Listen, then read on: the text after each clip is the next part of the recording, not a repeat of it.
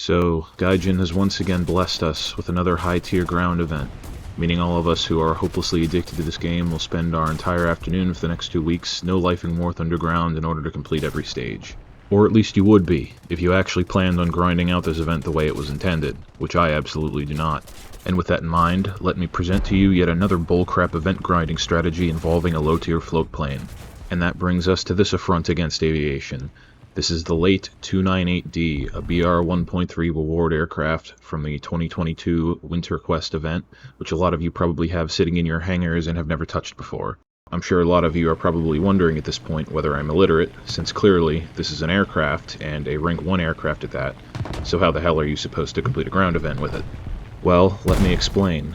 A lot of you probably already know that you can use event ground vehicles below rank 3 to get score for these events, but what you may not realize is that this also applies to aircraft. It doesn't matter what vehicles you start or end the match in. If you're playing rank 1 or 2 ground RB, as long as you spawn in an event aircraft at some point during the match, all the score for the entire match will be counted. So that means that if you happen to have this aircraft or any other low tier event aircraft, the corresponding ground lineups can be used to grind any ground event.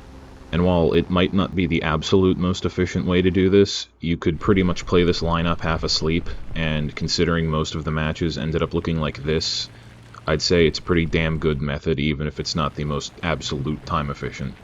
And you might be surprised to find out that this thing's actually extremely good in ground RB. Like, I was kind of expecting to get most of my score from the ground vehicles, but this thing probably got me easily, like 40% of my score overall.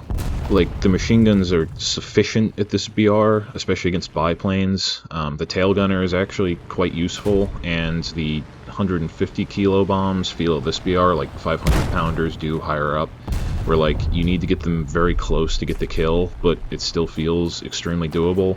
I've even gotten a few double kills with them actually.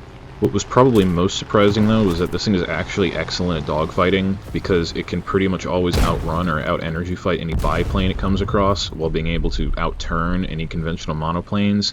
I don't think I ever lost a single 1v1 while flying this.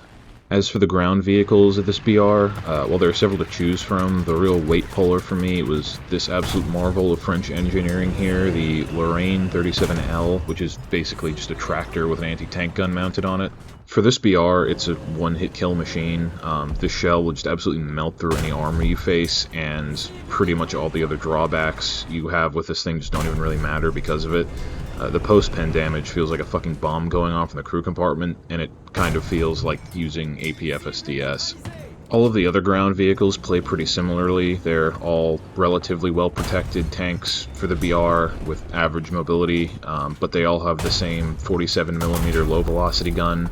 It lacks HE filler and therefore has absolutely pathetic post-pen damage on top of pretty poor penetration to begin with. I mean, yeah, it's 1.3, you can absolutely make this work if you know what you're doing, especially because most of the opponents you face at this BR will have the situational awareness and marksmanship of a potato, but I will still take the lol pen of the Lorraine any day over this. You also have 3 different fighters at this BR which you can take along, which have the funny trait of having 20mm AP rounds, which at this BR basically makes them like baby A-10s.